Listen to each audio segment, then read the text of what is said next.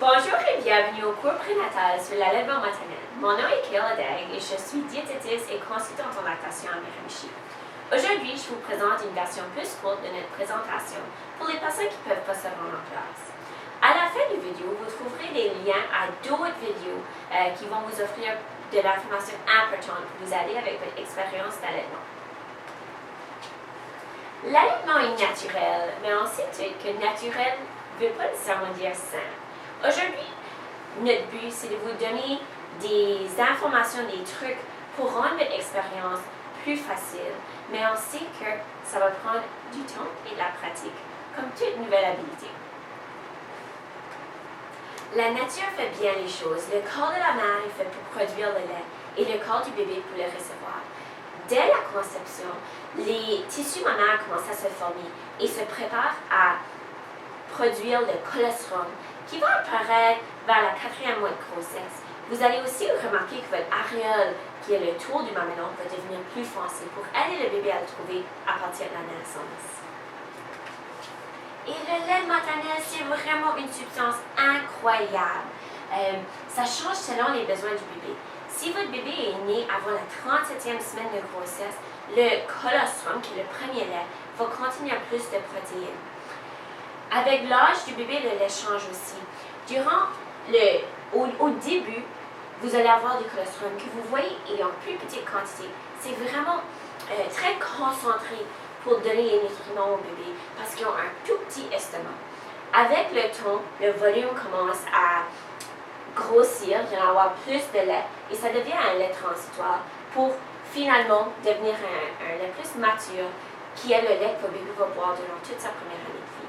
À partir de la 2e année de vie, le lait devient de plus en plus similaire au colostrum et contient plus d'anticorps pour continuer de supporter le système immunitaire de votre bébé.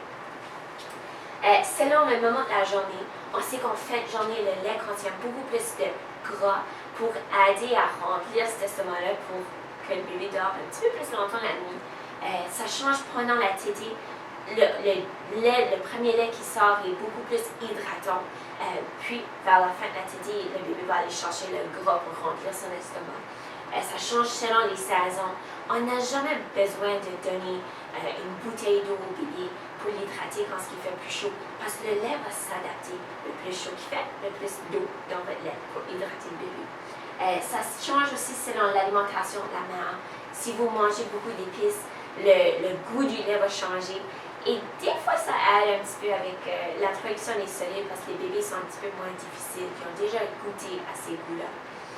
Ça change aussi d'un sein à l'autre, qui rend l'allaitement en tandem possible. Puis ça change selon l'exposition aux infections de la mère ou du bébé. Si vous venez en contact avec des virus ou des bactéries, votre corps va produire les anticorps que votre bébé va boire, qui va aider à le protéger. Donc, c'est quoi les recommandations? Santé Canada recommande l'allaitement exclusif, donc aucun autre aliment ni breuvage durant les 6 premiers mois. Durant ces 6 premiers mois-là, vous pouvez quand même donner des médicaments ou des suppléments si nécessaire. On doit toujours donner un supplément de vitamine D, un 400 unités par jour. Puis, à partir de l'âge de 6 mois, c'est là qu'on commence à introduire les aliments solides pour continuer l'allaitement pendant les 2 premières années de vie ou encore plus loin. On va parler un petit peu des pratiques qui aident à l'allaitement parce qu'il y en a plusieurs. Offrir le sein peu après la naissance, c'est numéro 1. On veut faire du contact peau à peau durant les 30 à 60 minutes après l'accouchement. Le bébé cherche beaucoup à boire, qui est très très bien. Puis le plus tôt qu'on le met au sein, le mieux que c'est pour la production de lait. Durant la 2e à 3e heure de vie, c'est là que le bébé va tourner dans un sommeil plus profond pour se reposer après tout ce travail-là. Donc, on ne veut pas manquer notre chance de l'offrir le sein dès le début. Une autre chose qui aide à l'allaitement, c'est le contact peau à peau. C'est très bien pour plusieurs choses, donc la production de lait, mais aussi pour l'attachement avec la maman. C'est aussi bien, le bébé peut faire du contact peau à peau avec le papa ou autre personne de famille proche que vous êtes à l'aise avec. Ça aide aussi avec leur respiration, avec leur battement de cœur. Ça aide à réguler le sucre dans leur sang. Ça aide aussi avec des procédures plus douloureuses quand ils ont besoin de se faire tester certains tests métaboliques. Ça aide avec ces procédures-là. Puis ça aide aussi à réduire le risque de dépression postpartum, vraiment. Une autre chose qui aide beaucoup à l'allaitement, c'est suivre les signes de ton bébé. On recommande jamais de garder l'horloge quand ça vient au temps de nourrir le bébé, mais on cherche les signaux de faim précoce. Donc, c'est ça qui dit « Hey, maman, j'ai faim ». Le bébé commence à s'agiter, ouvre la bouche, tourne la tête et cherche. Si on ne répond pas à ces signes-là, on se rend aux signaux de faim intermédiaire. Donc, j'ai vraiment faim. Le bébé va s'étirer, il va bouger davantage, il met les mains dans la bouche. Là, on a vraiment besoin d'offrir le sein avant qu'on se rende au signe tardif qui dit « Hey, moi j'ai besoin de me faire calmer avant que tu peux me nourrir ». Donc, le bébé va pleurer, il bouge beaucoup, il devient rouge. On va calmer le bébé, faire du contact par peau, faire des caresses, parler doucement pour ensuite offrir le sein. Je veux que vous sachiez qu'un bébé a besoin de boire au moins 8 fois durant une période de 24 heures. Mais ça se peut que le bébé va vouloir boire plus. C'est pour ça qu'on veut garder pour ces signaux de faim-là, pour s'assurer qu'on répond aux besoins du bébé. Le bébé a besoin de boire au moins 8 fois par période de 24 heures. Mais vous allez peut-être voir au début, quand vous avez un plus petit volume, le bébé va boire plus souvent. Puis la raison, c'est son estomac est tout petit. Ça ne peut pas contenir beaucoup de liquide, donc ça se vide rapidement. Dans les premiers jours de vie, l'estomac est la taille d'une cerise. Après ça, il devient la taille d'une noix, il commence à boire un petit peu plus avec le lait transitoire. Vers 5 à 6 jours, la taille d'un abricot. Puis dans la première à troisième semaine, c'est la taille d'un œuf. Donc vous pouvez voir, c'est pour ça que le bébé boit très souvent, parce que son estomac est tout petit. Une autre chose qui aide beaucoup l'allaitement, c'est garder son bébé près de soi. À l'hôpital, on fait la cohabitation 24 heures sur 24. Donc, on veut que le bébé soit toujours dans votre chambre. Il n'y a aucune procédure médicale qui ne peut pas être faite de la chambre, autre que des cas spéciaux ou d'urgence. Mais tous les tests d'audition, des prises de sang, ils peuvent tous être faits avec toi de la chambre. Puis, idéalement, lorsque le bébé fait du papa ou qu'il boit. Vous pouvez également continuer de garder votre bébé dans votre chambre lorsque vous serez arrivé à la maison. Ça aide à augmenter la confiance des parents, ça aide à diminuer les pleurs du bébé, puis le bébé se fait répondre à ses besoins plus rapidement. Là, les pratiques qui nuisent à l'allaitement. Les tétines artificielles, donc le biberon, la sucette. Ici, dans l'image, vous pouvez voir que il y a une des grosses différences de comment un bébé boit au sein et quand il boit au biberon. Quand il boit au sein, sa bouche est plus ouverte, il prend plus du sang dans sa bouche. Le mamelon a besoin d'aller dans derrière la gorge. Le bébé a sa gorge bien ouverte. Il y a plus de contrôle sur la quantité de lait qu'il boit. Ici, la bouche est moins ouverte, le mamelon va moins loin. Le bébé n'a pas toujours la meilleure posture, sa gorge n'est pas bien mis pour bien contrôler le lait. C'est très facile de trop donner de lait au biberon à ton bébé. Aussi, on peut donner des sucettes et biberons si vous décidez, mais on veut attendre que l'allaitement soit bien établi. Puis habituellement, ça prend de 4 à 6 semaines. Après cela, vous pouvez offrir si vous désirez. Mais sachez que boire au sein et boire au biberon utilisent différents risques. Donner des suppléments sans raison médicale. C'est sûr qu'il existe des raisons où il faut supplémenter le bébé. Le numéro 1, ça serait toujours de supplémenter avec le lait maternel de la maman-mère. Donc, tu peux faire l'expression maternelle, de ton lait, puis le placer dans une petite tasse, une petite cuillère et le donner à bébé comme ça. Si vous devez donner autre supplément, toujours le donner avec une petite tasse ou une cuillère pour ne pas venir à déranger l'allaitement et la prise au sein.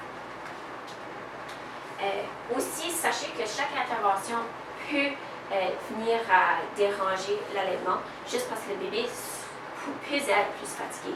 Si c'est le cas et votre bébé est plus fatigué après l'accouchement et qu'il ne veut pas prendre le sein, vous pouvez quand même exprimer votre lait et le donner par une tasse, puis continuer de faire du contact peau à peau. Il existe plusieurs positions d'allaitement. Le plus important, c'est que toi et votre bébé, vous allez être confortables et que le bébé puisse avoir une bonne prise au sein. Mais on va vous montrer. Peu importe la position, il faut s'assurer que les oreilles, les épaules et les hanches soient toujours en ligne droite et que le bébé soit bien supporté. Les deux premières positions, on a la Madone, qui est vraiment juste tient le bébé comme si on tiendrait normalement un bébé. C'est vraiment mieux pour le bébé qui ont un petit peu plus de contrôle, puis qui ont moins besoin d'aide pour avoir une bonne prise au sein. Le bébé se tient bien supporté, ses oreilles, épaules et hanches sont toujours en ligne droite. L'autre position, c'est la Madone inversée. Donc, vous allez tenir le bébé avec la main opposée. Bien supporter le cou. Vous allez avoir le cou juste au niveau du doigt ici. Puis, encore là, oreille, épaule, hanche en ligne droite. Mais comme ça, vous pouvez tenir votre sein en forme de C pour bien le supporter. Puis, mieux avoir le contrôle pour aider ton bébé à avoir une bonne prise au sein. Mais il peut quand même se virer de bord ou refuser le sein si nécessaire.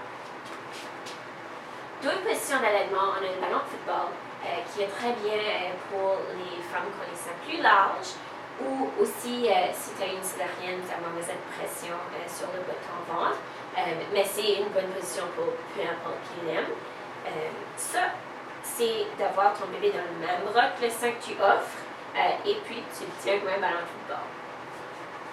Il y a aussi allongé sur le côté, qui est vraiment bien si maman a besoin de se reposer un petit peu plus. Mais encore là, oreille, épaule et hanche en ligne droite. D'autres positions, c'est incliné en arrière, qui est très bien. C'est une position qui est un petit peu plus naturelle, un petit peu plus relaxante, surtout quand tu viens juste d'accoucher, puis tu es peut-être inconfortable, très fatigué. Le bébé a le plus de contrôle, tu as juste à le supporter, s'assurer qu'il ne tourne pas et qu'il y a une bonne position, une bonne prise. Puis aussi à califourchon, qui est très bien pour les personnes qui ont des montées de lait puissantes. Ça aide le bébé un petit peu à mieux contrôler le lait. Ici, tu peux voir qu'allaiter deux bébés en même temps est possible. Donc ici, l'allaitement jumeau. Sachez que peu importe le nombre de bébés que vous allez avoir, vous allez pouvoir faire du lait, suffisamment de lait pour les bébés. Le lait se produit, la production de lait dépend vraiment sur le montant de lait que tu vas sortir. Donc le plus c'est stimulé, le plus de lait que tes enfants boivent, le plus de lait que tu vas produire.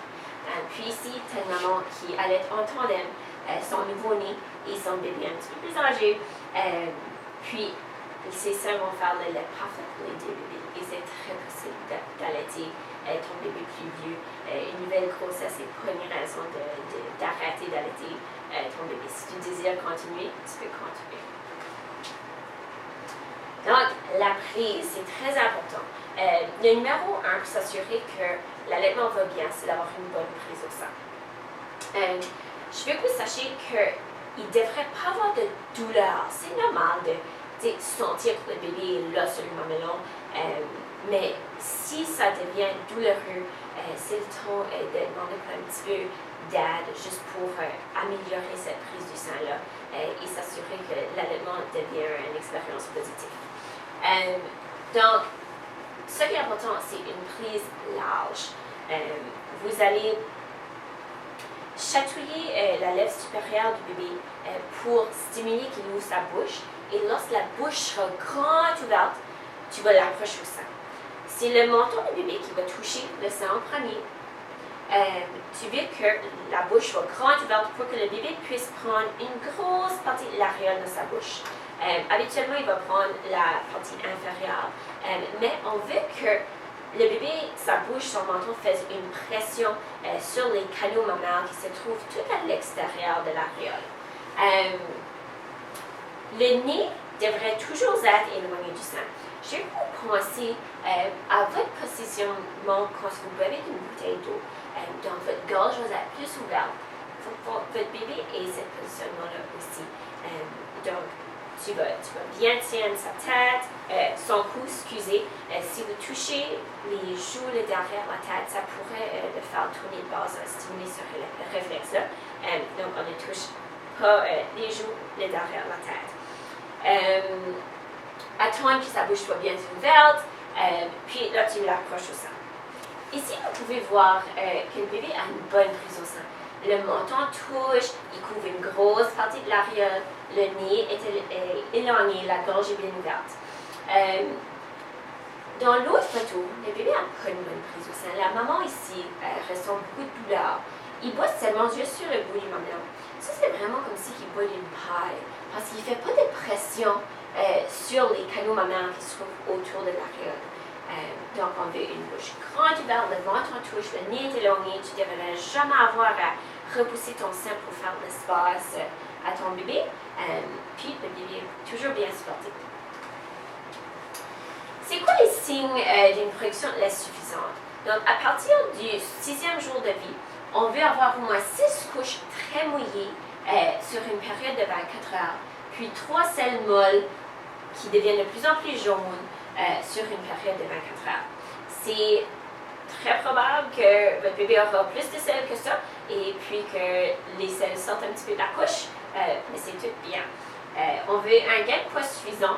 Vous allez peut-être voir durant les premiers jours que votre bébé va baisser en poids. C'est normal. L'important, c'est que le bébé retrouve son poids de naissance à partir de sa 10e à 14e jour de vie. Le bébé va être actif.